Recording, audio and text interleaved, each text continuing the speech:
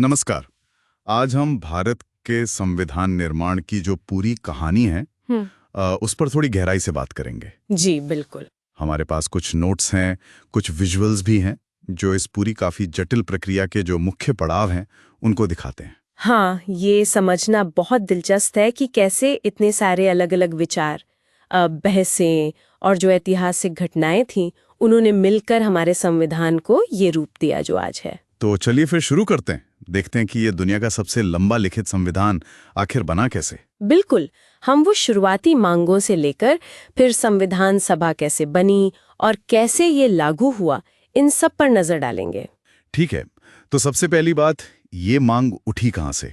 क्या ये अचानक से आई? नहीं, अचानक से नहीं, इसकी जड़ें काफी पहले से थीं। आप देखिए 1928 में नेहरू रिपोर्ट आई थी, जिसे मोतीलाल नेहरू की कमेटी ने तैयार किया था। वो एक तरह से पहली कोशिश थी।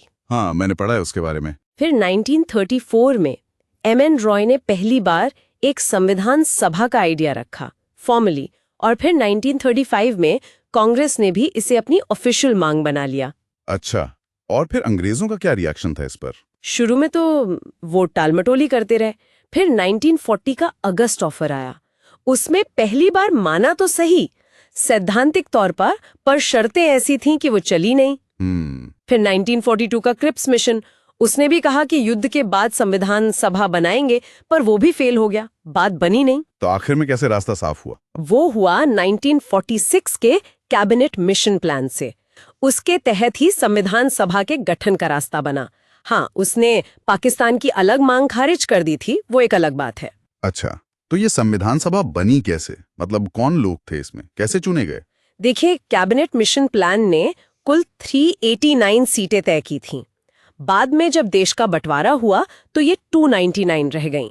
ओके। इनमें ब्रिटिश भारत के जो प्रांत थे वहां से चुने हुए सदस्य थे, और जो देसी रियासतें थीं वहां से मनोनीत सदस्य थे। और ये सीटें कैसे बटी थीं? सीटें मुख्य रूप से 3 समुदायों में बांटी गईं, मुस्लिम, सिख और सामान्य, और ये उनकी आबादी के अनुपात में था। करीब करीब 10 लाख की आबादी पर एक सीट। ये दिलचस्प है। मतलब ये सीधे जनता द्वारा चुने हुए लोग नहीं थे? नहीं, सीधे नहीं, ये एक तरह का अप्रत्यक्ष चुनाव था।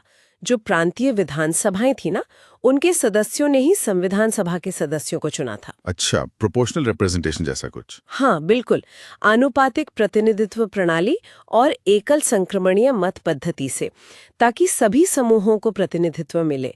चुनाव हुए जुलाई अगस्त 1946 में। कांग्रेस को जबरदस्त बहुमत मिला, 208 सीटें, और मुस्लिम लीग को 73। ठीक है, चुनाव हो गए, सभा बन गई, फिर काम कैसे शुरू हुआ?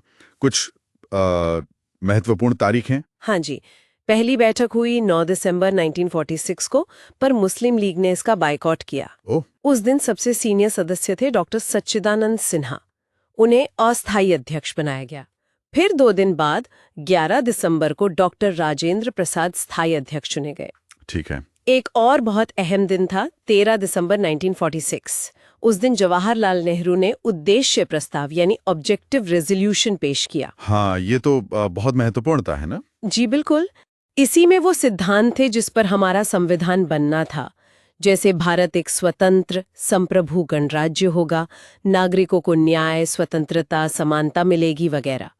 इसे फिर 22 जनवरी 1947 को सर्वसम्मति से अपना लिया गया, और यही आगे चलकर संविधान की प्रस्तावना यानी प्रियम्बल का आधार बना। और ड्राफ्टिंग कमेटी, जिसके बारे में हम सबसे ज्यादा सुनते हैं, हाँ, डॉक्टर अंबेडकर वाली कमेटी। हाँ, वो तो सबसे महत्वपूर्ण समितियों में से एक थी। ये बनी 29 अगस्त 1947 को। Doctor B R. अंबेडकर इसके अध्यक्ष थे।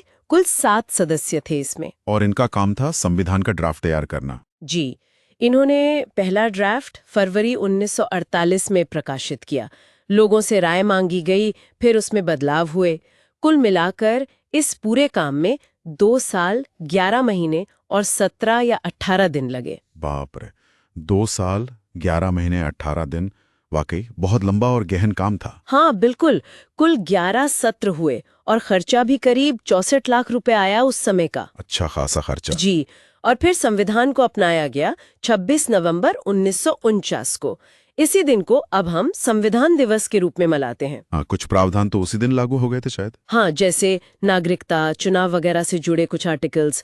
लेकिन पूरा संविधान लागू हुआ 26 जनवरी 1950 को, जिसे हम गणतंत्र दिवस के रूप में मनाते हैं। अच्छा, एक बात और, क्या ये सभा सिर्फ संविधान ही बना रही थी या कुछ और काम भी थे इसके? नहीं, इसके दो काम थे। पहला तो जाहिर है संविधान बनाना, और दूसरा देश के लिए आम कानून बनाना भी। मतलब ये एक अंतरिम संसद की तरह भी काम कर रही थी। ओह अच्छा, ये इंटरेस्टिंग है। हाँ, जब सभा संविधान बनाने के लिए बैठती थी तो डॉक्टर राजेंद्र प्रसाद अध्यक्षता करते थे, और जब वो विधायिका के तौर पर मतलब कानून बनाने के लिए बैठती तो जीवी मावलंकर अध्यक्ष होते थे। समझ गया। इसी सभा ने और भी महत्वपूर्ण काम किए, जैसे 22 जुलाई 1947 को राष्ट्रीय ध्वज अपनाया। तिरंगा? जी। और मई 1949 में राष्ट्रमंडल की सदस्यता की पुष्टि की, और 24 जनवरी 1950 को यानी लागू होने से ठीक 2 दिन पहले राष्ट्रगान और राष्ट्रगीत को अपनाया गया। और राष्ट्रपति? हाँ, उसी दिन 24 जनवरी 1950 को ही डॉक्टर राजेंद्र प्रसाद को भारत का पहला राष्ट्रपति भी चुना गया। कुछ और प्रमुख नाम हैं जो हमें याद रखने चाहिए इस पूरी प्रक्रिया से जुड़े हुए? देखिए, अध्यक्ष डॉक्टर राजेंद्र प्रसाद और ड्राफ्टिंग कमेटी के अध्यक्ष डॉक्टर अंबेडकर तो हैं ही। उनके अलावा सर BN राव का जिक्र जरूरी है। वो संवैधानिक सलाहकार थे और उन्होंने ड्राफ्ट बनाने में बहुत अहम भूमिका निभाई। हाँ, उनका नाम मैंने सुना है। एक और बात, महात्मा गांधी संविधान सभा के सदस्य नहीं थे। ये कई बार लोग पूछ लेते हैं। अच्छा, ये तो मुझे भी नहीं पता था। जी। और कुछ प्रमुख महिला सदस्य भी थीं जिनका योगदान महत्वपूर्ण रहा, जैसे राजकुमारी अमृत कौर, सुचेता कृपलानी, सरोजिनी नायडू। बहुत खूब। और आखिर में हमारे संविधान की कुछ खास बातें, कुछ अनोखी चीजें। हाँ, एक तो यही कि ये दुनिया का सबसे लंबा लिखित संविधान है। दूसरा, इसे मूल रूप से हाथ से लिखा गया था। प्रेम बिहारी नारायण रायजादा ने अंग्रेजी में बहुत सुंदर इटैलिक स्टाइल में। वाह, हाथ से? जी हाँ। और हिंदी संस्करण को वसंत कृष्ण वैद्य ने लिखा था, और इसे सजाने का काम शांति निकेतन के कलाकारों ने किया था, नंदलाल बोस और उनके साथियों ने। कमाल है। सभा का जो प्रतीक चिन्ह था वो हाथी था। और एक बहुत बड़ी खूबी है इसकी कि ये न तो पूरी तरह लचीला है, न ही पूरी तरह कठोर। मतलब इसमें बदलाव किया जा सकता है, पर जो मूल ढांचा है उसे बदलना बहुत मुश्किल है। सही कहा, अंशतः कठोर, अंशतः लचीला। बिल्कुल। तो ये थी भारत के संविधान निर्माण के सफर की एक कह सकते हैं संक्षिप्त लेकिन काफी रोचक कहानी। एक ऐसी प्रक्रिया जिसने इतने सारे विचारों, उम्मीदों को एक दस्तावेज में समेटा। हाँ, ये वाकई एक असाधारण यात्रा थी जिसने स्वतंत्र भारत की नींव रखी, और इसमें अनगिनत लोगों का योगदान था जिनका नाम शायद हम आज जानते ही नहीं। सही बात है। और जाते जाते एक सवाल श्रोताओं के लिए छोड़ जाते हैं। संविधान को अंशतः कठोर और अंशतः लचीला कहा जाता है। आज के इस तेजी से बदलते हुए समय में ये संतुलन कितना जरूरी है और इसे बनाए रखने में क्या चुनौतियां आ सकती हैं, इस पर जरूर सोचिएगा।